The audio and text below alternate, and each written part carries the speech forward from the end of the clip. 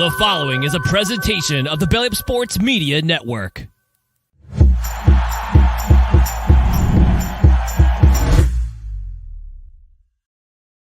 And welcome in, everybody, to another episode of the High Low Sports Podcast. We appreciate y'all joining us this Wednesday evening, or if you're tuning in at a later date as well, too. It does not matter. We are always pleasure to have you spending some time with us to talk a little bit about sports, life, the meaning of happiness, and a little bit of everything in between.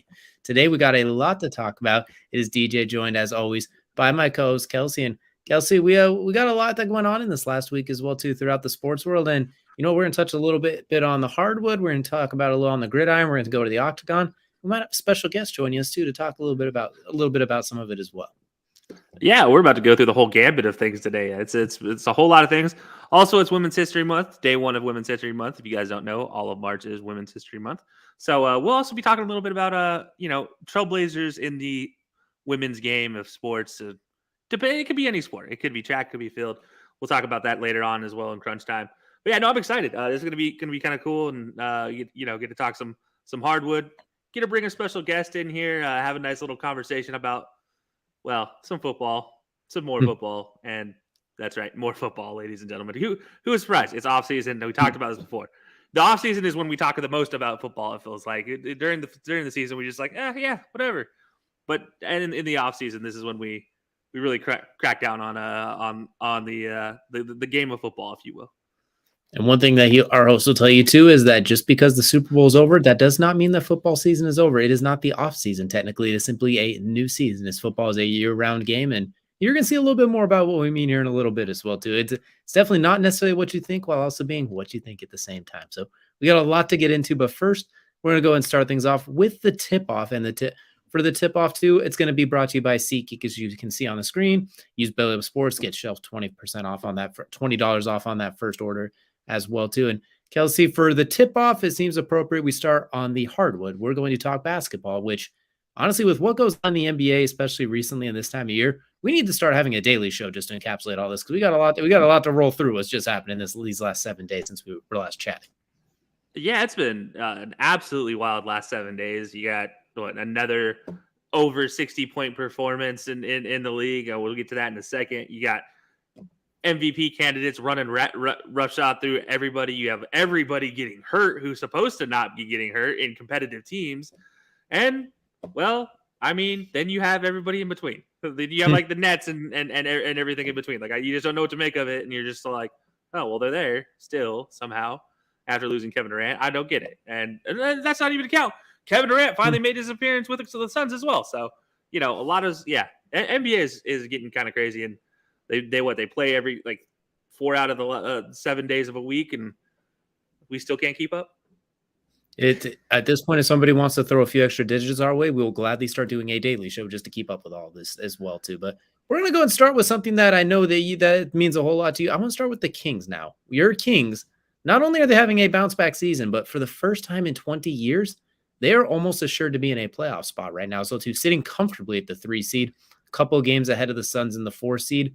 And not too far behind the 2 seed as well, too. So I'm just going to let you open to this one. Give yourself a little bit of chance. You haven't got a chance to talk about your Kings in a very long time in such a positive manner. It's usually, how are they going to disappoint me? Right now, though, it's how are they going to disappoint me after making the playoffs? How are they going to? So tell me, how you feeling about your Kings right now? Arguably, I think saw a stat, the highest offensive rating in NBA history right now this season. Couldn't remember if it was on the season or if it was just for that one game against the Clippers, but they're having a fantastic season. And honestly, let's hear it. How you feeling? Scared. It's too much pressure. Like, you can't go from not making the playoffs in 20 years. Yeah, 20 years. That's right. 20 years. Literally longer than there's possibly somebody listening who has not been alive since the Kings made the playoffs last. Guaranteed. Yeah, 20 years, and you go from not making the playoffs, just missing out on a play-in tournament, and now you're sitting in third in the West, out of the little box they put on the fancy screen that says, "Hey, you're fighting for your playoff life." Like, they're ahead of that box for the first time in 20 years. So yeah, it's wild. I'm a little nervous, but I'm so excited to see what they can do. And again, I've talked about this before. Like, as a sports fan, I've been kind of spoiled with the Giants giving me so many championships in so many years. But at the same time, the San Francisco Giants, by the way, not New York. Hmm. Let's not get carried away here. But I would still love to see the Kings at least make the playoffs and maybe even win a series. I might be asking for too much, but it's been a long time. It's been a long time coming. Speaking of your Kings, there is a rumor that the Lakers trying to fight their way into that spot. Speaking of was trying to just get in there. A lot of teams are saying they'd like to match up with the Kings at the bottom because of the inexperience, that sort of thing. And the Lakers being one team tied to that, which they got their own set of work to do right now with LeBron looking to be out for a couple of weeks. Anthony Davis dinged up right now in an important game. Like they got some work to do just get to the play-in at this point. So as far as those teams go, though, matching up with your Kings, do you see the Kings as maybe the quote unquote easier of those top seeds, or do you think it's just maybe a little bit of youthful experience that might actually make it more difficult for everybody else? I don't know if it's gonna say easier by any means. And look, if the Lakers even make it into the play-in tournament, you still have to get through the play-in tournament. So let's not get carried away then. And even then, if you make the play-in tournament, you're not going to match up with the Kings unless they somehow finish ahead of the Grizzlies and the Nuggets, which I guess the way the Grizzlies are playing lately, it's a complete possibility there. They're fine in the West, though. Yeah, but like, I don't know, man. The Lakers. I don't know if the Kings are if the Kings are the matchup for the Lakers. Considering, I think if I'm not mistaken, the Kings have swept the Lakers so far this season. I don't think that that doesn't mean anything in the playoffs at the end of the day, anyways. But I will say that, yeah, it's potential that the Kings might be the quote unquote softest of the top. I'd even say top 6 in the West right now. But you know what we've seen lately in all sports is naivety, youth. They tend to take you a long way in the playoffs. Look at the Bengals just 2 years ago. The Bengals this last year, just completely naive. They hadn't been there before. They did it back-to-back seasons. No team that loses the Super Bowl is supposed to make the playoffs again. They did it, made it to AFC Championship game again, and then here we are. Like, so the Kings, like, yeah, they may be the most inexperienced. They may be the soft team in the West, but it's the playoffs. You play the game. It's not won on with pen and paper. So I will say too that Dante's a bonus trade for Tyrese Halliburton at the time seemed egregious. It's worked out nicely considering they've been able to keep Sabonis and they've been able to what he's been able to do, almost averaging a triple-double. The underrated guy who's averaging almost a triple-double is a forward as well too. He's had a sensational season with the Kings for sure. They'll have to keep him long term. I gotta say though, I still would love to have Tyrese Halliburton out there. But beggars can't be choosers at that point. That would be a dynamic backcourt having him and De'Aaron Fox. Not a whole lot of defense necessarily, but a whole lot of dynamic. Somehow have the Sabonis still. I'd take Sabonis somehow in that as well. That'd be great. Somehow just get rid of everything else and add those three. And I'm just being greedy now. They're going to make the playoffs for the first time in 20 years, and I'm just going to be greedy. 10 minutes of success, and you're already starting to get greedy as well. So you're already reaching as the Kings fan. Being at the table is not enough. Now you're reaching for the crown. But I do also want to point out. I'd have to deal with Lakers fans for the last 20 years of. Yeah, fair point too. But I will point out too, Marvin Bagley, who was very expressive about not being too thrilled in Sacramento, kind of probably wouldn't mind being back there right now as well too. I mean, not having a whole lot of fun in Detroit, so he maybe wants to head back to Sacramento now after what they've gone. To be fair, nobody has a whole lot of fun in Detroit. Not recently, that's for sure as well too. And not at least in the basketball realm. Football wise, they've had a little bit of fun, but not basketball. I was about to say the USFL coming up will have a little fun in the. In Detroit, they got 2 teams playing there at Ford Field. So that'd be, yeah. I mean, that's about the only people that have fun in Detroit nowadays. I guess. Kneecaps, yeah, not even the Red Wings have fun. And kneecaps aren't having much fun in Detroit these days either, as well too. But also, since we talked about triple doubles as well too, I got to point out Nikola Jokic averaging a triple double right now as well too. The clear front runner making a joke out of the competition is this lovely graphics guy put together for us right now as well too, saying Bravo, graphics guy. Basically on that Russell Westbrook tear from a few years ago with fewer points, but the number 1 seed in the West and running away with it. Pretty much all betting things. He's like negative 300 to be MVP, if not more as well too. We'll start with, we kind of think we're both agreeing he's probably the front runner for MVP right now. Like should be. I mean, like he should be. Like it should be that case that Jokic is number 1. But as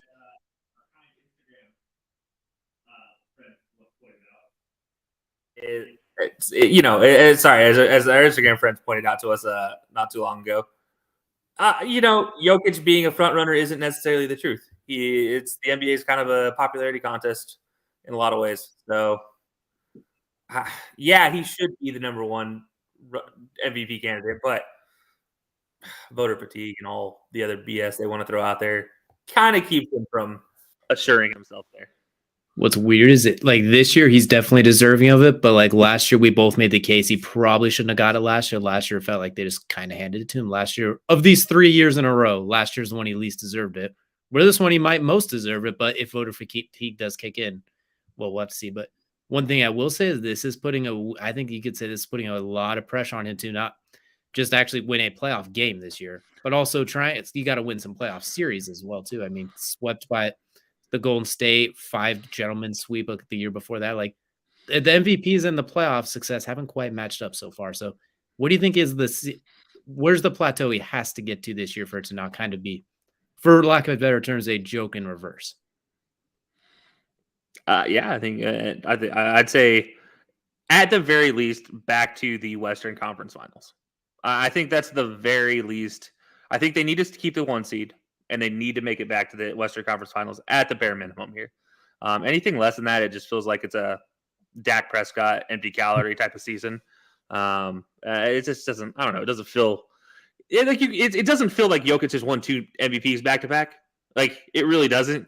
And then at the same time, like if he wins a third, the trifecta there, 3 years. I believe, if I'm not mistaken, first time since what? Bill Russell. Maybe Kareem, something like that. Like I don't know. It's only happened a few small handful of times. I think it takes 2 players have ever won it back to back. So like I mean, and then it just kind of like you just look at it and you just kind of question like, wait, he won the MVP 3 times in a row. So yeah, I feel like if he doesn't get to the Western Conference Finals, it's just kind of empty calories at the end of the day. Weird stat I saw too is if he does presumably win it, he would be only the 3rd guy in recent memory, I think the last 30 years or so, maybe even longer than that, to not be top 10 in scoring while winning the MVP, joining Steve Nash and Dirk Nowitzki, which Dirk Nowitzki was ridiculously efficient that year, and they won 68 games, I think it was, because it was the year Golden State took him out in the first round. So he's ridiculously efficient and basically sat in the 4th quarter, similar to Steph's 2015. And Steve Nash, we already know the story of that. He was a 15-12, basically, for 260-win teams, which could make the case on those MVPs. We won't get into that. That's a long dialogue. I was like, well, by the way, Larry Bird was last to do it. Wilt Chamberlain and Bill Russell. Those are the 3 that have won three in a row. I had to make sure I was. Very elite company. I know there's some hardware hardware for the hands that accompany some of those as well too. So we'll see if the Joker can add a little bit of bling to his hands to go with the trophy case as well.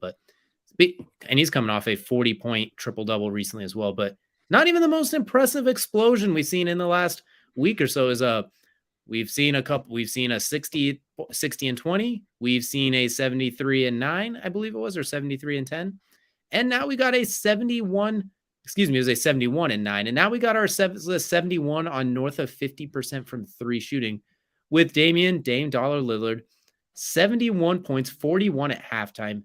I think it was 18 3-pointers or something absolutely asinine as well too.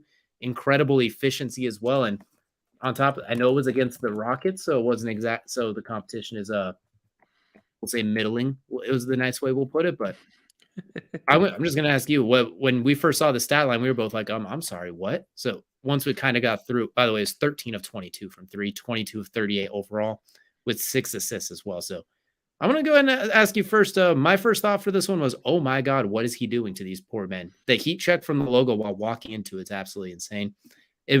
What were your thoughts when we kind of got through this and saw that final stat line? There it is. That's the Dame I've been looking for. It really was. It was kind of like, hey, there's the guy that I've been looking for all season long. That's the guy that was supposed to be a potential all-star MVP as well. Before he missed, ironically, a half-court 3 to start off his night, and then missed 7 straight threes after that. So, no, I think this is one of those things. Like we talked about this in going into this season. Like Dame, what was the next kind of thing that Dame can do to kind of set himself apart? And he doesn't care about the individual accolades. He honestly, you ask him about the records that he set that night: 18 threes, 22 of 32 or 38 shooting, above 50%, and the records there. The best sub 40-minute scoring performance in the history of the NBA. It's you take all that into account. He doesn't care. He wants to win rings. And so like you see him do something like this, and it's just like, wow, that's impressive. And unfortunately, he has to do this though. If the Blazers are really going to give Stan a chance, I need to see 40-point, 50-point nights from Damon, which seems so greedy to say that because he gives us so many 30-point games. But like, in order to actually, I know it was the Rockets, but in order to actually beat competition in the West, especially now, you add KD into the West, you add Kyrie into the West, like you're going to have to go out there and score 40, 50 a night in the playoffs. So I think this is just him prepping for the playoffs. It's kind of what it feels like. Like, here we are. I'll give you 71 to start. I'm going to cool down a little bit and only give you a 45 for the rest of the, like, going into the playoffs. That seems like what he's about to do. But no, really, like, it really is something that, like, it's great to see. I love to see it for Dame. He's one of my favorite players in the league. Him and Donovan Mitchell, ironically, another guy who had a great game this season. Luka, as much as, I like to not pick him for anything, it's in the same category there for great seasons, great performances this season. But, like, yeah, you kind of need it from those type, not so much Donovan Mitchell now, but you kind of need it from Dame and you need it from Luka for their teams to really be successful. And, until Kyrie and Luka get on the same page, you're going to have to see him do something special like this too. So, I don't know. I love it for Dame, but yeah, that was my first impression was like, oh, there he is. It's a shame that it's a mandatory prerequisite, and also throwing there only 2 turnovers on the night as well too. So it wasn't completely erratic. It was very effective as well. And honestly, if they weren't running away from the Rockets before the Rockets started to make a little bit of a comeback, if they didn't kind of take their foot off the gas there, if it was close, maybe he gets 80 because he kind of took a little bit of a mini break there at parts of the third quarter because they thought they were going to run away. Then, sure enough, just like the Blazers here, they kind of let the foot off the gas, and here come the Rockets. So that'll kind of lead us. Most importantly, I will also say, in the conversation of load management that came up, it's hilarious that against the Rockets, a team that he probably would load manage against, or any normal player would load, or any superstar player would be load management again, for. He's like, no, I'm out here playing. Like, I'm going to go score 71. I'm going to prove that I'm that dude. Like, I don't care.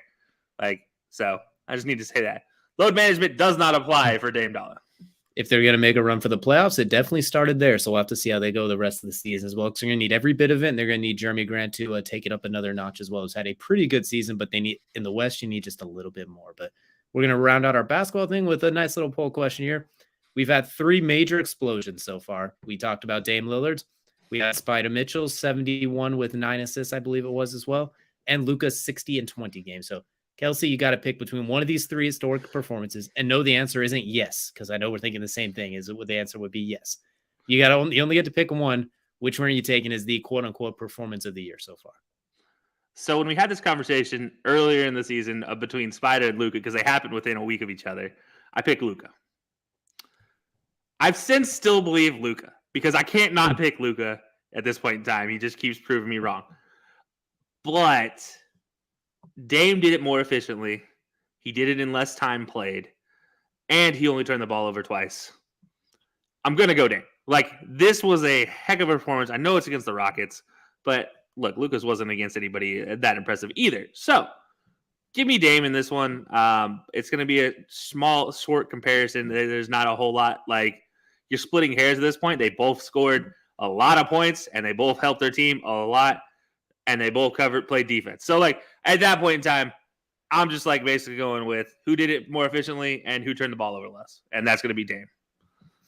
That is fair too, and there is absolutely nothing negative for me to say about any of them. The funny part that I thought is that Donovan Mitchell got drug tested after that game. Damian Lillard got blood tested after that game. Luka did not get drug tested at all. So they're just like, no, we watched him play. There was no impediment there. He did not get over a phone book. We're not drug testing him. But the other 2 got drug tested after theirs, which I thought was kind of funny as well. What I will also point out too is Donovan Mitchell's mom with the perfect reaction to that, saying, I saw Dame tied your record. Looks like you got to go get 72 now. The perfect reaction. So spider explosion on the horizon. That being said, between these 3, I love all 3. I'm going to stick with Spider Mitchell on this one. I'm going to go with Donovan Mitchell because of the 11 assists he had to go with it, accounting for north of 90 points against the Bulls, who, while they themselves are not a great team, they're a notch above the Rockets as well too. So I'm going to give it to Spider Mitchell by Spider's leg, basically. It's gonna be real close, but I'm gonna give it to Donovan Mitchell by a very slight edge. But I gotta say, when we look at these type of historic performances, all 3 in the same year, I'm curious to see who's gonna do something at the end of the year, like David Robinson's 70 points to secure the scoring title back in the early 90s. Watch somebody try and pull something like that off at the end of the season as well too. Watch out, LeBron. LeBron lovers, be careful. He might come back from this ankle injury and give you 3 straight nights of 50. to lock in that number 11 seed too. Just be like, oh, if I was there, we would have made it. To win one of three. One of three. That's a perfect way to describe it. But that's going to do it for the tip-off now with our basketball coverage. And now we're going to head over to the gridiron as we're going to turn now to Kelcey's second favorite part of every show, and that is the main event. The main event, of course, is brought to you by our good friends over at Manscaped. And Manscaped, of course, use code HILOSports. Get yourself 20% off at checkout. And real quickly, it is the start of the new year, so we got ourselves a public service announcement from Manscaped. They now have beard products, and they're going even further with their brand new Weed Whacker 2.0. Go ahead, tell your friends, tell your family, tell the world. The leaders in the best below the waist grooming are now traveling north of the South Pole with their revolutionary grooming products. The new Weed Whacker 2.0 and their new beard line confirms that they have the best tools for your hygiene box. It's time to upgrade your game by going to manscaped.com and using code HILOSports for 20% off on free shipping as well. And can confirm too, as somebody who has themselves a beard, I have got a chance to use it on myself as well too. And I don't mean to brag, but the lineup's looking okay right now. I mean, it's a little spotty right now because I'm just starting to grow back. But you know what? Got to say, it's going pretty well. And Kelcey, even though the beard's not necessarily your strong point too, but it's something that could definitely add to your hygiene toolbox as well. Yeah, look, I can't grow a beard to save my life. So with that said, the lawnmower, what it does is keeps it mostly clean when I actually shave. I didn't shave this morning. I'm sorry. Like, it was a rush out of work. I woke up late. But what it does keep this nice and clean. I don't grow enough facial hair for it to matter for the most part, but it does grow in dark. So it just kind of looks like, dirt splotches. So what it'll do is keeps it nice close to the skin. Doesn't cause the bumps and irritation like most other razors do or, electric shavers. So I do enjoy it. I do use it every morning. So definitely go check it out, guys. Manscaped.com. Use the code HILOSports. Get yourself 20% off at checkout. Help yourself out. Absolutely. They have improved blade, skin safe technology, no tugging guaranteed. Never been so painless to mind your manhole. So definitely go check them out as well too. And you know what? That's a perfect segue into our main event. Is we got ourselves the man of the hour join us as well too. The aficionado of football, guys, the king of Chicago, whether he likes it or not, who unfortunately has to deal with all the BS that comes with it as well too.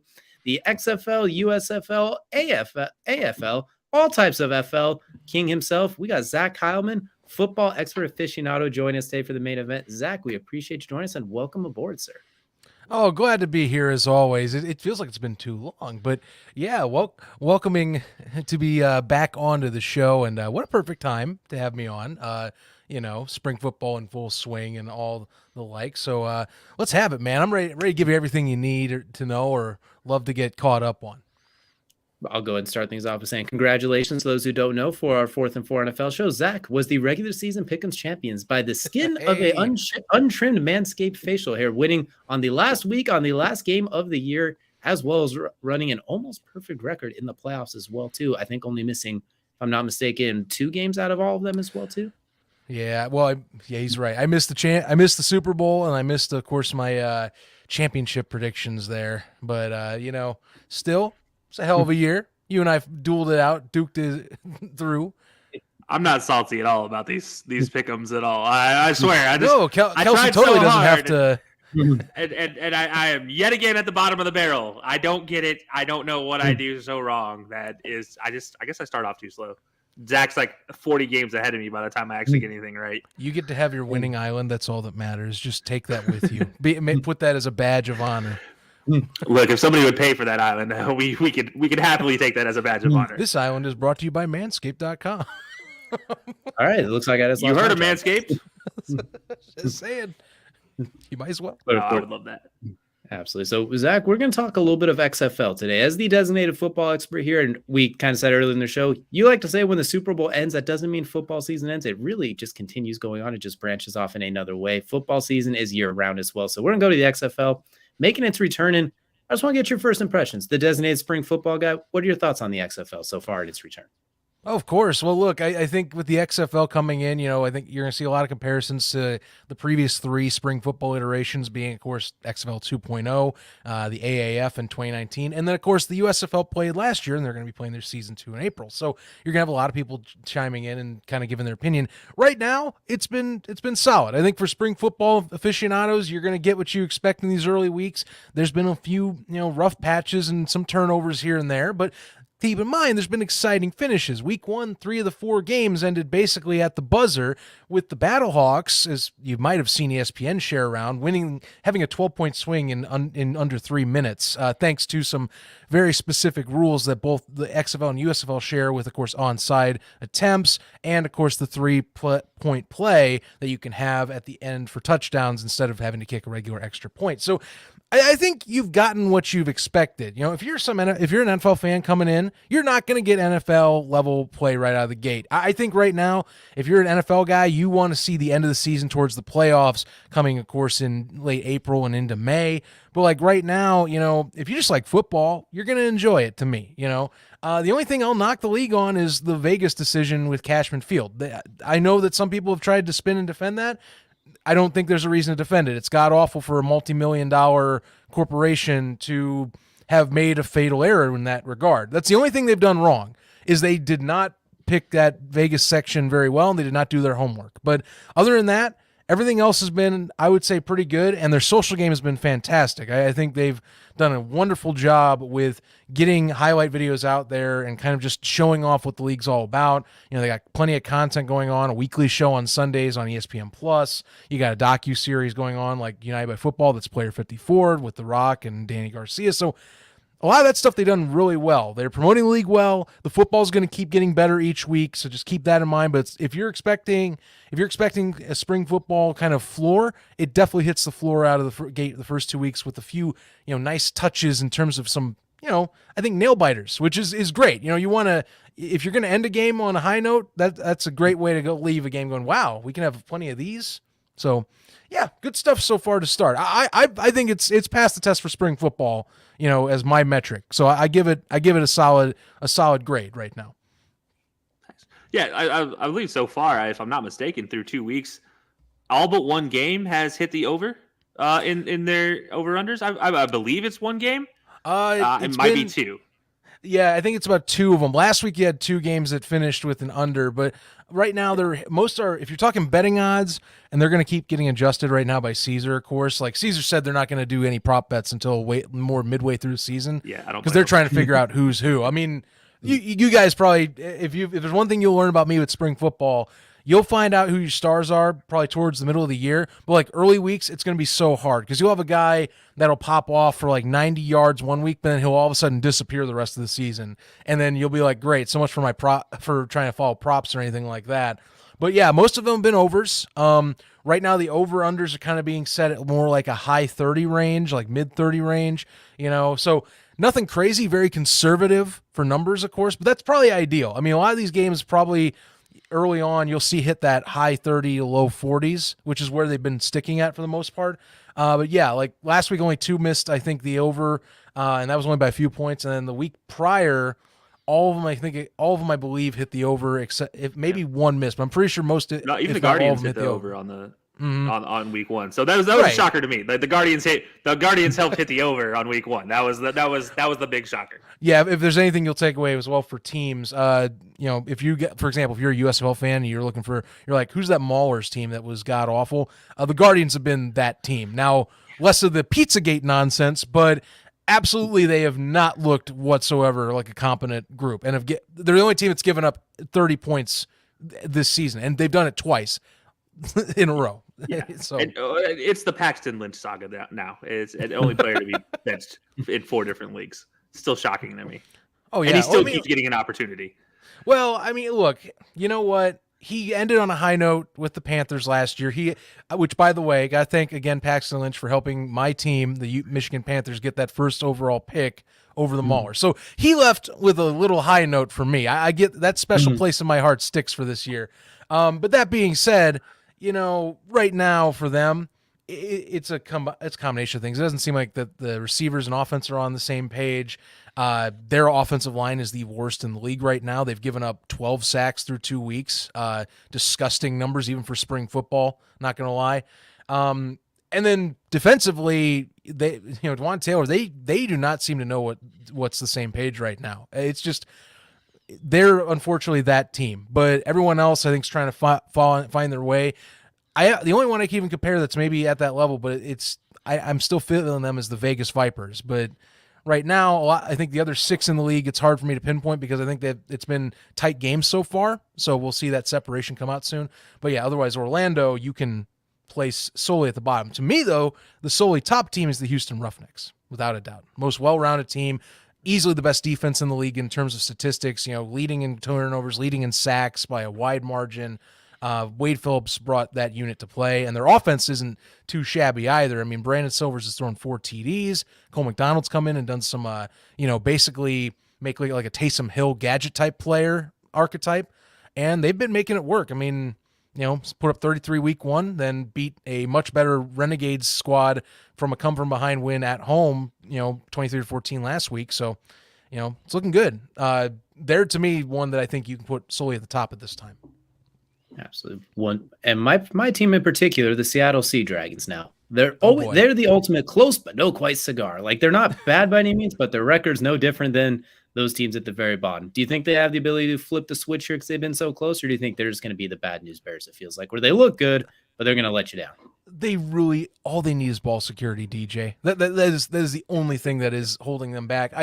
They are the most frustrating team in the XFL right now because offensively, they're the most productive offense in the league right now. Even though as much as I just praised the Roughnecks, they have the best passing offense. They have the top receiver in the league.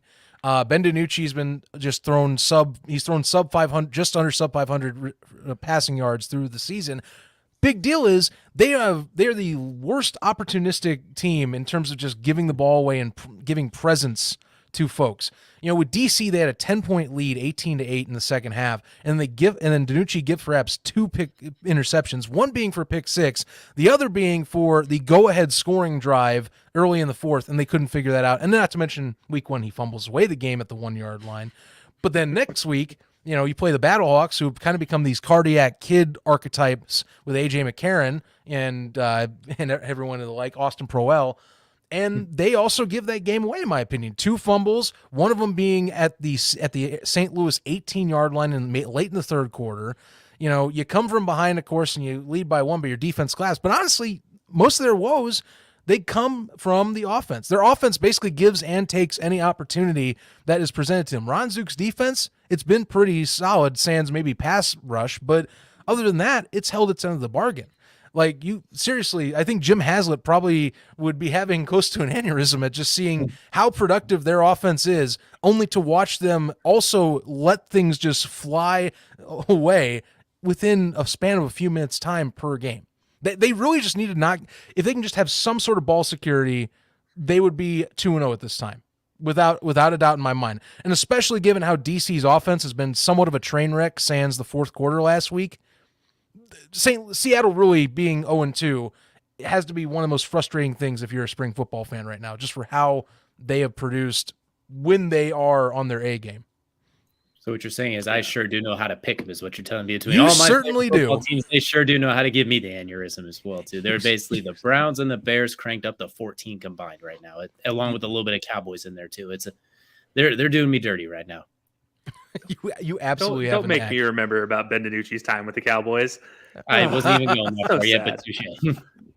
No, okay, so we got to talk. Oh, go ahead. Oh, look, I'm just saying, like, it's crazy because DiNucci, like I said, I think that they have the right offense for him, but like, dude, just better ball security team wide. That's it. That's what kills me.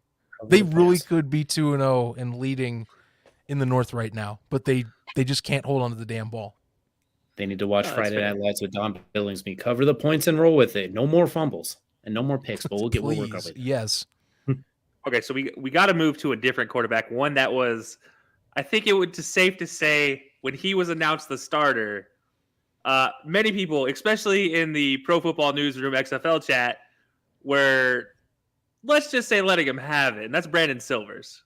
Yeah. But yet, number 2 passer in the league right now.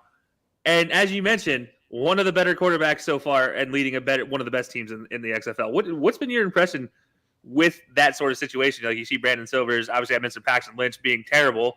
No surprise if anybody's ever watched him, but like, you have Brandon Silvers, who was supposed to be terrible, playing probably out of his mind as far as we're concerned right now. Like, what's your impressions of that? Yeah, I mean, look, I think that some efficiency could be better for him. His passing percentage has been it's been mixed. I mean, last week was 50%, but again, spring football, so I'm not going to knock it. But I'll be honest with you, Brandon Silvers, to me, something that I've liked with him, so more I've watched him as he's played from the AAF and onward. He's a gunslinger type of QB. Dude likes to fit into tight windows, likes to take a few chances here and there. And right now he's getting those chances to land, but I think a lot of that comes down to offensive coordinator AJ Smith, who is calling a pass-heavy attack. They're getting the ball out quick. They're getting him into situations where he can kind of at times let his receivers make the plays, but he has had his moments where he has been basically his usual gunslinger self, very hard, fast passes, getting into those windows, taking chances where needed, and credit, there's been a few times he's been bailed out. Last game, he definitely had 2 interceptions he got bailed out on, but when he's been given time, he's been making the most of it. And I think that right now, his I would say his mentality for maybe a few chances at risks, coupled with what AJ Smith does for pass first, it's been really the key, I think, in terms of how they played it. Now, like he played for Seattle in 2020, and I think a lot of that we've kind of boiled down to Jim Zorn not being as good of a coordinator in terms of play calls as we were expecting, because to me, I'm seeing a similar Brandon Silvers that I saw when he was with the Memphis Express that came in, he was a game changer. He helped lead a few victories and had some excellent plays when he came in. I think that's what put him on the radar in the first place, and that's what has had him settle in, because I still thought Cole McDonald was going to win this job. I thought he was going to be that guy, and who knows? I think McDonald's going to be part of this offense throughout the season, just showing how they're using him as like a gadget, change of pace QB, but Silvers is definitely the guy passing, and I think just he's doing enough right now to where his decisions are being the right ones and they're going the right way. Smith's offense helps a ton, though, and obviously with Houston having the number 1 defense on the opposite side of the ball, you can have that liberty of taking maybe 1 or 2 more risks a game, because you got a D on the other side that's going to make the QB's life a living hell once you give that ball right back to him. Yeah, absolutely. And speaking of quarterbacks, one that's I think's got an underrated amount of notoriety was A.J. McCarron for the Battlehawks. Obviously, everyone remembers him from Alabama when he was a superstar, Catherine Webb's boyfriend, and we saw him in the NFL, where at one point he was actually people were trying to trade 2 second-round picks for him. Now we see him, who openly has said he turned down backup jobs in the NFL for more money to come play at quarterback in the XFL and play and make memories, that sort of thing. Do you think this could be an avenue that we see maybe more NFL quarterbacks kind of take? Like, I look at guys like, not to name drop, like Marcus Mariota, for example, looks like his NFL career is kind of locked in as a backup fringe guy, or maybe Carson Wentz, who's now on his going to be going on his 5th team in 4 years. It feels like some of those guys are kind of middling, too young to retire, but not quite getting the opportunities they had before. Do you think we could see them maybe make a transition to like an XFL similar to AJ McCarron? As the sport gets more developed, that's what is, I think, you're hoping teams want to see. You obviously you want to get your diamonds in the rough. The guy, I think you're also hoping, if you're a team, say like the USFL where they had their college draft, you're hoping that you see a few of those like fringe NFL guys, maybe at later rounds later on, as long as the league continues to grow, that maybe they choose to play right away instead of sitting on a roster, and then they can maybe springboard a little bit. Guys like McCarron, I think, that might be, as the XFL grows and the USFL grows with reputation, that might be their play, because for McCarron's sake, his was about his kids. He wanted to play, they have some memories, and dude's already made several $1 million in the NFL. Yet, keep in mind, guys, he had a 7-year NFL career before he was a free agent most recently. So he's got, in NFL terms, he's got a decent chunk of change stored away. He'll be fine.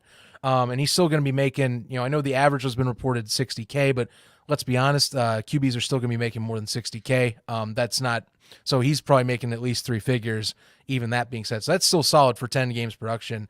But it's all about, for him, I think, an avenue for maybe to get an extra chance again, but also just his own personal things. I think that's what you're going to see a lot more as long as these leagues are around. That's the thing right now.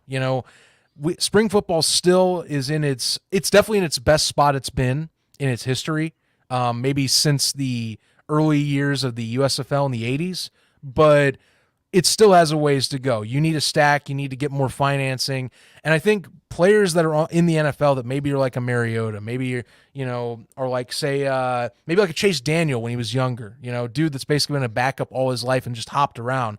He's made a great living off being a backup, but like, imagine if he gets a chance to go out and do like a McCarron, he gets to play. I think someone that especially was hyped out a lot coming out of college. I think that is an option as long as these leagues keep growing and staying around. There's a lot of I think there's a lot of stock to put in something that has proven it can last. So that is helpful. Something we're seeing, I will say though, the CFL has definitely been one that I think you're going to see guys that it's more of that example. Like Mikal Bethel-Thompson, he's heading over to the USFL, two-time Grey Cup award winner, passing leader last year for the league. Say guys like that were NFL guys that jump up there and maybe they take those, at least those slots for foreign players. That might be someone you could see coming back in the into the Americas and taking a chance with a league like this. But a lot of your question comes down to, will we see these leagues around in a few years? I think we will. There's enough interest in this country now. There's two of them. And even to me, like, for example, if we get to this scenario, I hope we don't, but say if one were to let go down and it were to fold in, I think you're better off seeing that the interest of, like, say, a Fox or a Disney refocus on the league that wins out in this battle, for example. But it all comes down to, is at least one of these around in a few years? I think it will be. But yeah, Marcus Mariota, that type, that's a possibility. But maybe I put a time frame like 3 to 5 years down the road before we see that more commonly being a thing. Yeah. I'm glad you mentioned the seeing teams kind of stick around because one of the big things the USFL did going into this offseason in December, signed a union deal with the steelworkers, and then they just negotiated their first CBA. Now, obviously, the XFL being quote unquote NFL developmental league, I guess is the technical term for it, right? Is that how that is? Is that going to be something they see in the future? Are they going to be trying to get a CBA along the same lines, do you think? They have. It's very it's convoluted. This is part of is kind of convoluted, but I think they've stressed in talks with publicly that they are basically developing rules for the league and that they are essentially acting in that regard for the NFL. So, the XFL, I think it says that. However, it still also tries to play as a professional league on the side. To me, you're going to see some unionization, I think, happen at this point. Just from folks I've talked to, that I would not be shocked. Like the United Football Players Association, I'm just going to go out there. They're the ones that were key in getting the USFL and the United States Steel and the U.S. Steelworkers, or United Steelworkers. I usually say United States. USW. Nonetheless, United Steelworkers was in talks. They helped with the UFPA to then get this bargaining agreement with the USFL done. Those same people have folks that played in the XFL in 2020, have played in the AAF, in other spring leagues, arena football. It's going to happen. I think at this point, they want that group at least sees, hey, we've seen teams, these teams kind of mess players around, or maybe they've made a deal or two that are not, ideal for these guys, because it's a lower level of football. It's not the NFL. Monies are a bit tighter. There's still decent pay, I think, but it's not NFL-esque level, but you still would like to have some benefits and some choices in that matter. I think seeing the USFL do this, I'd be shocked if the XFL didn't have a CBA within the next 2 to 3 years.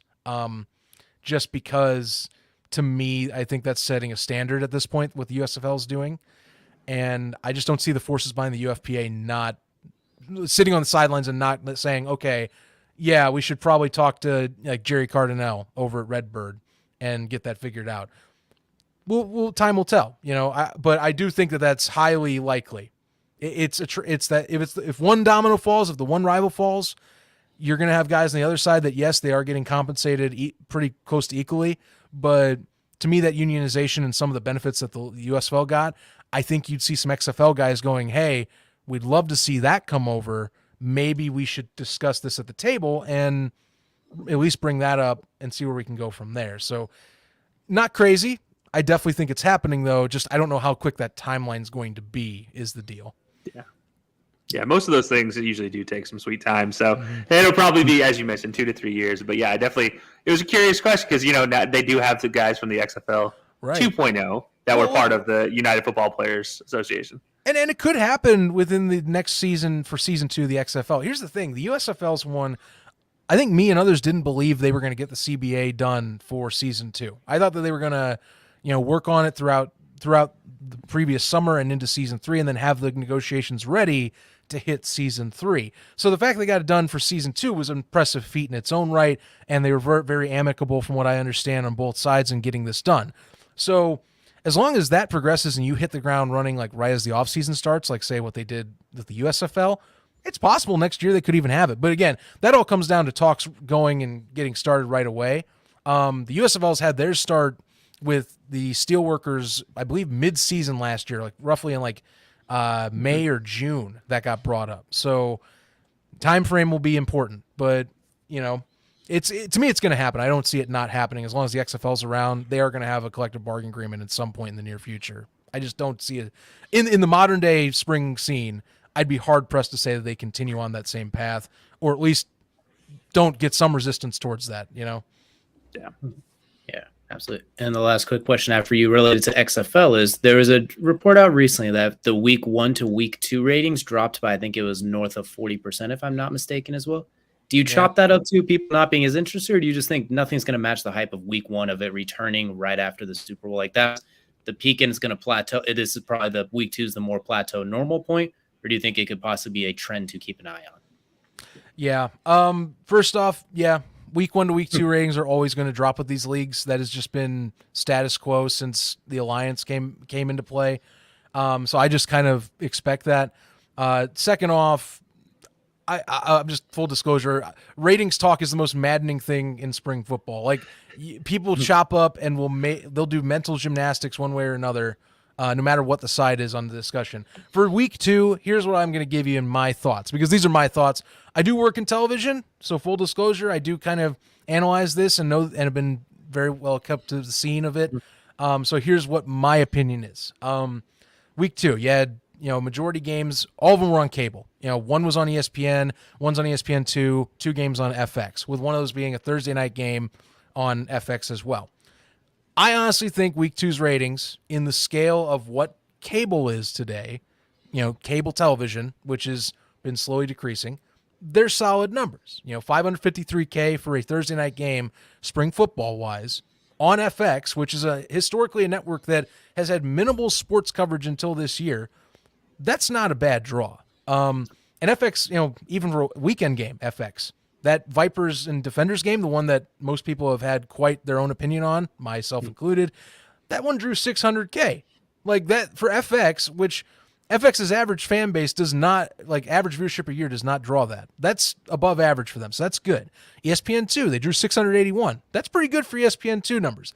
The only one that I would say, and this is, again, very minimal in terms of what I would say was bad, was ESPN. They drew 781. And that's only because ESPN's a top 6 network in the country. So, sure, I'll add that. But that ratings talk is going to kill you in your soul, at least, if you keep on discussing it. I almost am to the point where I see the numbers and go, okay, it's neat, and I move on.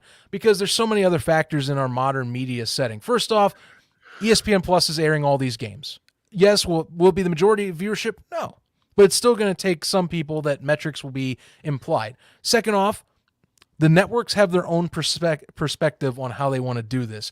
You can have a perspective on your viewership rights, but you have no clue how Disney views how these viewership numbers are, unless someone gives an insider source to, like, say, Sports Business Journal and says, oh, yeah, no, this is a problem. Like, unless that comes out, you have no idea, because those things they hold to the vest. It's the same thing with Fox and NBC. The only thing we saw last year about that is that at the end of the season, they thought the ratings were solid, and that at least NBC and Fox has said they made money on those advertisings and did good for that period of time during the year. But right now, ratings you take, to me, you put them in there, maybe you acquaint to them, in terms of the scope of what television's like, and you just move on. Really, the end of the year, you'll find out truly if the network is upset with how things turned out. In the scope of ratings, though, you almost expect sliding, decreasing returns, because keep in mind, the initial shock of joining and checking out a viewership and an audience with a product always is its peak at the beginning, and the playoffs will get a spike as well at the end, too. Not to mention, ABC being a free network to tune into, easier access. Cable's harder to access. You have to pay to get in usually. Even with ESPN Plus, most people will not buy ESPN Plus. Most will probably view through their choice of viewership. So a lot of factors. Ratings talk to me. Like I said, it's the most maddening thing for this sector of the sport. We get through it. We view it. I think by the end of the year, you'll for sure hear by the championship week, I think, what Disney thinks. But I think as long as Fox, in terms of FX, like through this stretch of games where they're on FX for like weeks 2 through 5 mostly, if they do well on there, then I mean that's got to feel good. FX doesn't even have sports anyway until this year with XFL, so they got to be happy that those numbers are even being drawn with just throwing up a new league on there. So everything with numbers, take a pound of salt and move forward. Don't look too far into it. Yeah, I mean, like I said, I cannot tell you. I'm on Discords and I'm on Twitter and I'm on Facebook. The amount of talk and everyone's skew on ratings.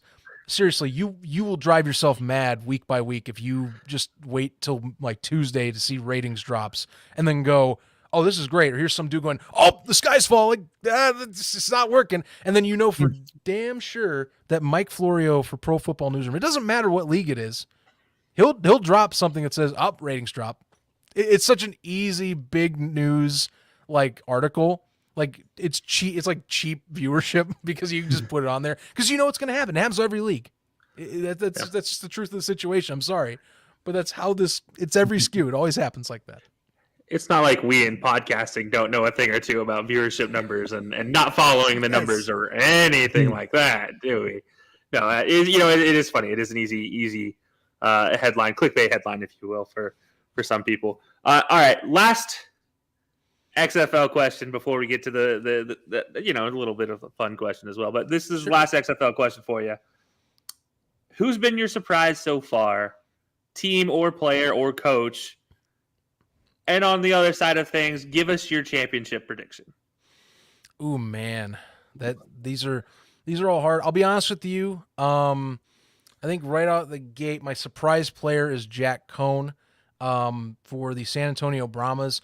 Week 1, he was looking pretty solid. Had some guys not help him out and bail on drops.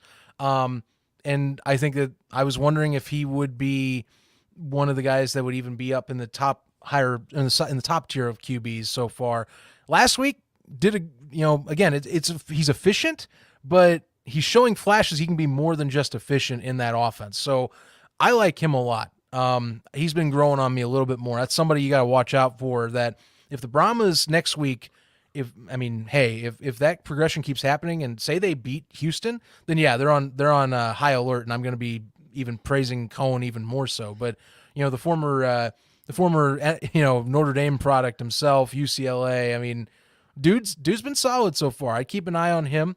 Trent Harris on the Roughnecks. Dude has 4.5 sacks. Now, credit, he cooled down last week, but he had 4 sacks week 1 and is already on a very good pace to possibly be a double-digit sack leader in this league. So watch out for him. He's very much been a terror on the edge for the Roughnecks. Seriously, keep an eye on him. Coach-wise, I think in terms of coaches, Anthony Becht, I was wondering about him. I love the dude's energy. Dude's been pro league since the beginning, and I think has very much been championing the league more so than any coach in the league itself. But I mean, dude's been a joy to follow. One thing I like is that he's had a disciplined squad. They have not had a turnover, or at least they've been very turnover conscious in terms of ball protection. They've been disciplined in terms of penalties. They keep in games. I mean, you got to give a lot of props to him for kind of just believing in his. Coaches got to believe in their guys even more. For the sake of it, but like even more so, like dude is fully bought in. And I think that's your favorite coaches. If you buy into this like tenfold, you got to be behind him. So St. Louis has got a really good one, and that should hopefully keep going even more up and up as needed for them, especially week 4. Jesus, they're going to sell that building really well in St. Louis in week 4. Championship predictions right now. I think out of the South, I don't feel bad saying that Houston just looks like they will be there. Most complete team at this time. Sure, Brandon Silvers is a gunslinger, but that's helped him out. And again, that defense, unless they just have a fall off, that is going to be the most important aspect. In spring leagues in general, defenses are almost always ahead of offenses starting out for the season. And having a defense that's that dominating in terms of turnover battle, in terms of sacks, in terms of just making QB's lives hell, that will go a long way. So I've got Houston in the South. In the North, right now, it's a little tougher for me because I really think if Seattle just could get things together, they could possibly make an argument for that. But I'm gonna go with the Battlehawks at this moment, just because I look at the rest of the North, and Vegas isn't it right now. They have other problems, very much so, in trying to figure out their offense and getting Brett Hundley up to speed. Seattle, I've already said, turnover issues, they can't get out of their own way. And DC, offensively, they're a train wreck, but Greg Williams has kept them in games thanks to his defense just being aggressive. So, St. Louis has the most well-rounded squad. I have to go with them. Have there been some cardiac kid type of moments in the first 2 weeks? Sure, but they've been competent. They've been disciplined. They have been consistent, and they don't put themselves out of games. I think St. Louis and Houston's going to be in the championship. My early favorite is Houston to win the championship, though, because seriously, that defense, I cannot stress enough, it has just been that damn impressive. And I mean, having that much of an imposing force that can just make your day on offense that much more of a nightmare to go through, I got to go with them unless someone else sneaks up. My dark horse is San Antonio, but that's because I'm leaning on Jack Cohen to continue his upward progression and for them to kind of wipe away that ugly loss in the last 3 minutes they had in week 1. Because really, they had that thing dead to rights. They just had to play a few decent drives better, and they walk away and they're 2-0 right now. I like the sound of that. That's the team I have randomly out of a hat selected as San Antonio Brahmas, and I do mean randomly out of a hat. It was between them and the Battlehawks. So okay. Brahmas ended up taking the lead. Losing team out of the first game. So there you go. Look, they've got a hell of a fan base down there. Tons of dedicated people. If you go on their Facebook pages, I mean, they do a bunch of community events just that are independent stuff. It's awesome. And then St. Louis, I mean, they've stuck around ever since. Seriously, you score in a city like that the way that they did with LA leaving. They've been wanting football since. I mean, if anything, I almost find this is just a plea for them to go, hey, NFL, maybe maybe they won't come back. I don't know. It could be like Memphis where they don't want a team anymore because of how they got burned. But, if anything, they love the Battlehawks. It is a Battlehawk town right now. No, that is for sure.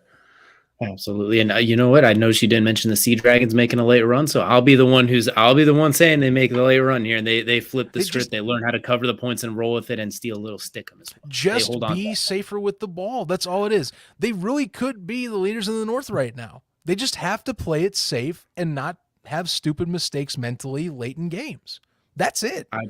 I blame Josh Gordon. Somehow it's his fault on this one. With what's a lot in Seattle, I'm blaming him for this. I'll tell you what, Gordon's been in Seattle.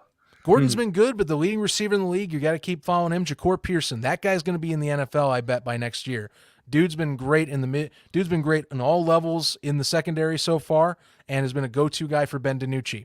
Keep an eye on him. He's been great so far. Consistently high performances throughout the first 2 weeks.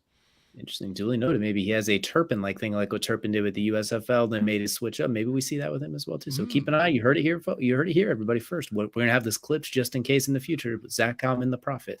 So you heard it here first, everybody. But that's going to do it for our main event segment. Don't worry, Zach's not going anywhere. He's going to join us here for Kelcey's favorite part of every show. And that is Crunch Time, brought to you by our good friends over at Outlier. Go to outlier.bet/high-low sports.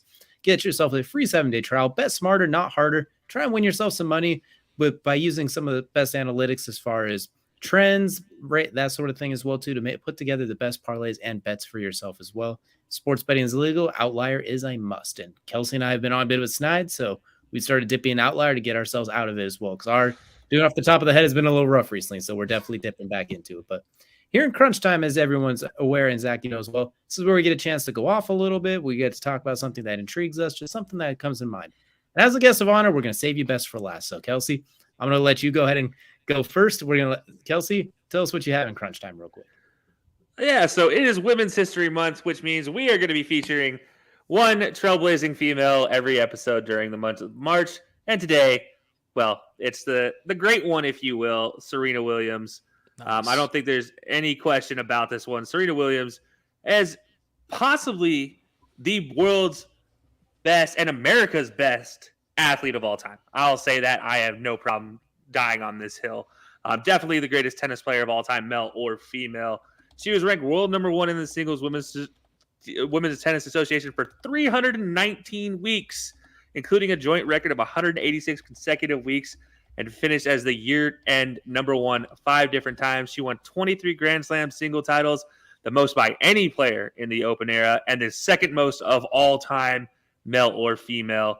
And she's the only player, male or female, to accomplish a career Golden Slam in both singles and doubles. But honestly, it wasn't just what she did on the court; it's also what she did outside of the arena. That's what really made Serena Williams stand out. Everything she does in her community, everything she does to grow the game, to grow the community awareness. I mean, look, you talk about her Anaris line with Nike. Set a brand new standard for women's line. It doesn't have to just be all skirts and everything every time you go on a tennis court. Serena Williams has done it all. She has been a fashion mogul. She has been a entrepreneur. She has done it all. So today, Serena Williams, if you guys haven't ever looked up anything about Serena Williams, please go do so. She is today's feature for Women's History Month, day number 1 of Women's History Month. And honestly, I couldn't think of a better person to start it out with. I thought I was going to be sneaky and maybe sneak somebody else in here, but there's no way I can replace the greatest athlete of all time in my book with anybody else. Absolutely. I'm going to keep mine relatively quick and simple. We're going to go from one GOAT to arguably another GOAT, as this weekend in the octagon, with the return of arguably the MMA GOAT himself, Jon Jones, stepping up to heavyweight, putting on, just look at him. He does not have abs anymore. He has embraced the heavyweight life, but not in a bad way. He look for him to cement his legacy there, undefeated in title fights, taking on a limited fighter, great on his feet, but Jon Jones, we know he's capable of, so I'd say look forward to him to really stamp his greatest of all time argument as well. That definitely a huge super fight, his first time at heavyweight. 3 years training for it, nonetheless, too. He's not just doing it on a whim. He spent 3 years working his way here, so I look forward to seeing that. Now, Zach, we're going to go to you here first. So we're going to do a double part here. So, Zach, I'm going to give you a moment to sound off on something. Then we're going to put you on a little bit of a grill here afterwards. But I'll go and let you go first. Is there anything you'd like to sound off here in crunch time? Crunch time wise, right now, not too much, honestly, except for the fact that I'll say this, that Antonio Brown might be involved in arena football here. I guess there was a thing that came out as you guys are going live. He might be buying into the Albany Empire with his dad, Eddie Brown, as a part owner. At least that's reported by WNYT in Albany. Something to keep in mind, which would be fascinating for the sport of arena football, because just anything with the Brown family, or especially Antonio being involved, is something that at least media wants to follow. But there's my crunch time. I guess you can kind of let me sizzle on that. Is just that came up before I came on, and I was like, I wonder if I can fit this in. It's like, perfect, I'll fit it in right now. Just that was a sizzler just to start us off. We haven't even gotten to the grilling question yet. Like now we started the grill a little too early. Heating up everything with that one. Jeez, I know. Hang on a minute. get yourself a microcloth and just let me just get that. There we go. Gotta be able to see. So this is a two-parter I got for you as well too. First one. While it's spring football season, your Chicago Bears are kind of the belle of the ball right now in the NFL offseason. Yes. Everyone kind of has their eyes on them. What are they going to do next? So I'm going to ask you first off, first pick in the draft. You're the Bears. We're still getting the combine, so there's still a lot to look forward to, a lot to learn. But what are your thoughts right now if you're the Bears? If you have that number 1 pick, what are you thinking? Yeah, you trade back. I know that. I know that. I mean, look, unless you see Bryce Young at the combine here just completely, or CJ Stroud, or whoever, just utterly annihilate any metric that even was set for themselves, you go and trade back. You run with Justin Fields for year 3, and you just start building up talent. So I think you trade back, you at least get your first round, pick that you can get up. And I think that you build on extra draft capital. So at least get another first rounder next year. I think you take that. So you keep on building the upward trajectory. I don't think you double up on first rounders this season. So that's how I'm looking at it. And then you just kind of add extra, like maybe a third, maybe another third, fifth, something like that. Just get a bunch of picks and keep building. Because like the truth is, as we've seen, a bunch of projections, and I agree, have Will Anderson going to Chicago. And I think no matter what, with all the different suitors you have, if you really want Will Anderson, for example, you got a few suitors. I mean, DJ knows that, him and I have been joking since 4th and 4 ended that, the Colts and Bears should be talking to each other almost every week going, hey, we're still good, right? Yeah, totally. You got that compensation package? Yeah, sure. Great. Yeah, come on, jump on up ahead of the Texans. That's the deal. You just want to get something. I think you get Will Anderson, and I think you get another first rounder next year to where you can, keep up with your productions. Because I think as well, say that, Fields doesn't work out this year. You then have insurance next year that you can maybe try and go for a decent QB class out there. Caleb Williams is around the corner, and he is already having people's eyes kind of gazed his direction for 2024. So, worst case scenario, that happens. Best case scenario, you get to stockpile a bunch of young talent and get to hit the reset button really hard for 2 years, and Justin Fields keeps going up and up as needed. Trade back, man. You got to trade back. Too many suitors to coming your way that eventually one will be desperate enough. You got to take a deal. Before so Kelcey I throws heard his... in there though. Hold on. I have to stop it here. And I heard that there's a possibility that Zach is okay with a Justin Fields being traded moment. Only if I see at the combine that somehow Bryce Young just completely shatters everyone's expectations that he already has. Like I said, you have to see a QB come in and just look like he is already going to be that top guy right out of the gate, because otherwise I don't think you do it. My percentage is like 5% that I think this happens. 5% too much, my guy. I'm sorry. I'm 4.9% too high. Let me rephrase that. As it's been stated, good GMs still look at all their options. So even though it's the very least likely option, you still have to look at it. I'm just saying, keep it there. I can count 5 guys in front of Justin Fields on the field that I would like to see them replace first before ever letting Justin Fields go. Oh, I know. But then I'm not even a Bears fan, so I don't even know why I'm hoping the Bears keep Justin Fields. Trust me, I don't think that this is a Josh Rosen, Kyler Murray situation that happens. I really don't think this happens here. I really believe they do trade back and that they get Will Anderson in the top 5 in terms of picks. Because I do think the Colts are the likeliest one to jump up, in my opinion, because just the situation alone, Chris Ballard getting his kind of last-ditch effort, in my opinion, as a GM, and finally needing to do something in terms of QB selection. So, that's where I'm at, okay? I have to stress that the reason, again, I leave that slight option is that you never know. Like I said, the combine really does change perspectives in terms of how things are, whether it's, think about this with Justin Fields, for crying out loud. His stock got dropped because of the damn combine just prior 2 years ago because of how he answered questions, even though his physical attributes were off the charts, So anything Why'd you leave Georgia? Happen. I don't know. I just wanted to leave Georgia. That's the worst answer you could have ever given, but I totally understand as a person who's lived in the state. I get it. Mm-hmm. So there's a lot of factors over the next month. I don't think that they let go of Justin Fields. It's too early. It's 1 year. They need a plethora of stuff to still, I think, get proof that they need to move on. It's still a rookie deal. You still have at least this year and next that you can kind of evaluate. They're going to stay with him. I'm sorry. I put it there because a good general manager still looks at all his options before going back to saying, all right, we exercised that. We're going to go back to the obvious thing we had in the first place. So that's where we're at. That's crazy too. I had to point it out though. Yeah, I know.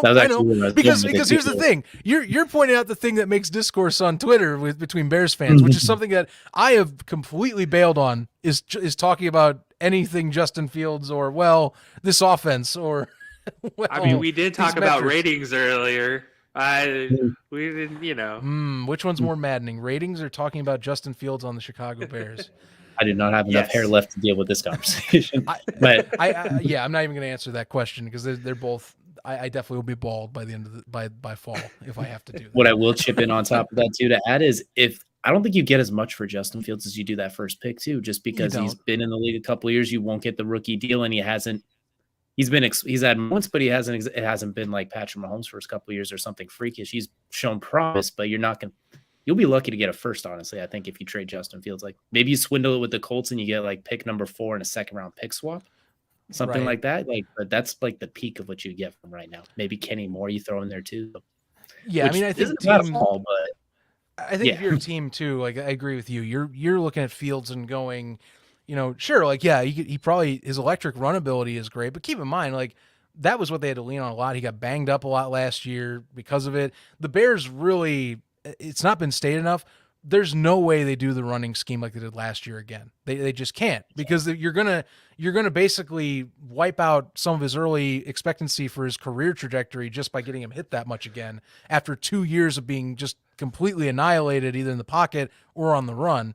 So they're gonna expect him to throw more, and that's the big question.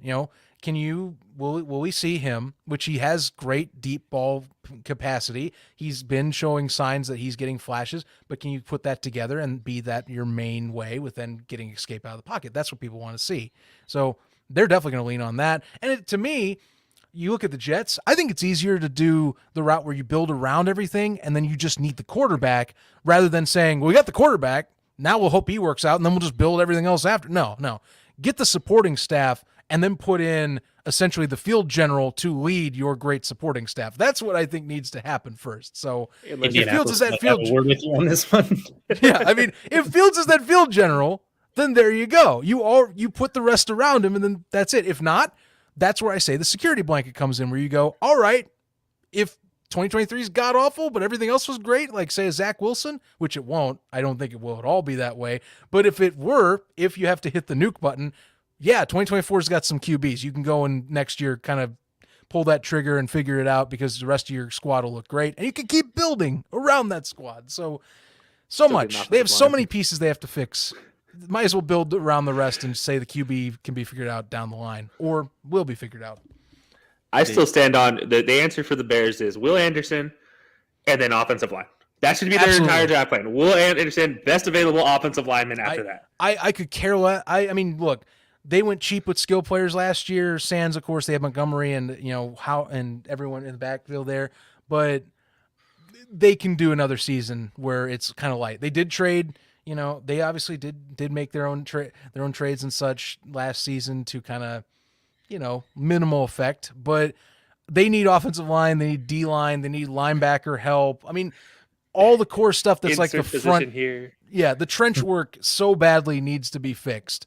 They have the secondary pieces on the defensive secondary front that I think that people are happy about. That's been growing up well. I just think front 7, front 5, they were dismal last season. Pass rush was abysmal beyond belief. You got to fix these pieces before you can even consider anything beyond just that. Get a core, build the core, then put the fancy stuff on that core. Wild last idea I just had is, let's say you trade back, you get a buttload of picks. Maybe you flip one of those picks into a number 1 receiver, kind of like we saw the Bills do for Stephon Diggs. Maybe because there are some receivers coming. Yeah. I'm even thinking maybe a Jerry Jeudy who might be on the market as well too. Teams that needs like a young receiver that's closing in on getting paid. Somebody wants to flip. Like you never know. Justin. Well, that's what's crazy with Chicago. It's just crazy with Chicago. They have all this draft capital, but remember they have $95 million in cap space. I mean, and that it was supposed to be even more than that. It was supposed to be even more than that when they came in, but with the adjusted cap, it's 95. That's a lot of play around money that you can play. I mean, as long as you sell to free agents that, hey, look, we've got this electric quarterback right here that could use a number 1 target. Or if you're on the defense going, hey, we got some decent secondary guys. We want someone that can come in and be that number 1 dude right out of the front. Like, you have the money to play around with. My thing is just, and I hate that I'm putting this on your shoulders, DJ, but like, don't be a Chris Ballard and be a dragon hoarding the treasure chest. Don't be a cheapskate, but also don't be desperate. Like, don't just throw money to throw money. That's the balance you got to play. It's such an important offseason for the Bears. They have so much assets at their disposal, but they have to nail it, at least in this first year. They got to get some decent amount of stuff that is going the right direction in terms of roster building. I'll be honest. If I'm the Bears GM, I'm walking into the offensive line free agency room, dropping 5 bags of $10 million each, saying, hey, here's your new contract. I need the 5 best of you to come and play for me. Thank you very much. Oops. Oh, what's that? I still have $45 million in cap space to play with. Okay, let's go actually figure out the rest of my team. But like, that's my first step. I'm just, where's the fight? Like, I'm basically pulling the Bengals. I'm hoarding all the offensive linemen this year, and there's nothing anybody can do about it. Like, that's it. Like, that's the Bears. Otherwise, like you mentioned, Justin Fields, it's like he's smoking back there, taking years off his life for each cigarette. So each time he gets hit, it's years off his career. Smoking Jay, but like in a worst possible scenario where public service announcement: playing quarterback for the Bears will take years off of your life. The Attorney General or the Surgeon General has warned that this could cause cancer. You might be entitled to some compensation, but that's going to do it for our episode here today. And Zach, I'm going to give you a moment. Go ahead and tell everybody where they can find you at, and tell us a little bit about some of the things you do as well, too. Let the people know. Yeah, sure. So, I mean, look, if you want plenty of spring football coverage, my primary shows, I do USFL coverage, and I do arena football shows as well. The arena one is one of our good buddies on 4th and 4 that we share with Jim Renier. That's Inside the Walls at InWalls Pod on social media, also on YouTube as well. So go and subscribe there. And for the USFL show, the USFL podcast, which props, we just crossed 3,000 subscribers. So for those out there, thank you very much. You can go check out that channel at USFL Podcast and on social media at USFL Podcast as well, posting usually weekly episodes, and as well as plenty of player interviews and conversations on there. You don't want to miss it. Like, seriously, if you like spring football, I got you covered. And also, we also got you covered as well as the Pro Football Newsroom series, XFL Newsroom, USFL Newsroom, Arena Football Newsroom, Pro Football Newsroom. You name it, we got it. Come stop on by and, check out some spring football, guys. I mean, seriously, XFL, it's a solid product. USFL, definitely a solid product. You don't want to miss out. If you love football, you'll like these leagues. But yeah, check me out. Good shows, good coverage. I can't complain. I have a fun time. It's a blast. That's all I got. Absolutely. We always have a blast with it as well, too. We greatly appreciate you joining us, as well as everybody who's able to stop in, hang out with us for this while, talks all things from football to basketball and everything in between. We greatly appreciate it. And we will see you guys all again next week.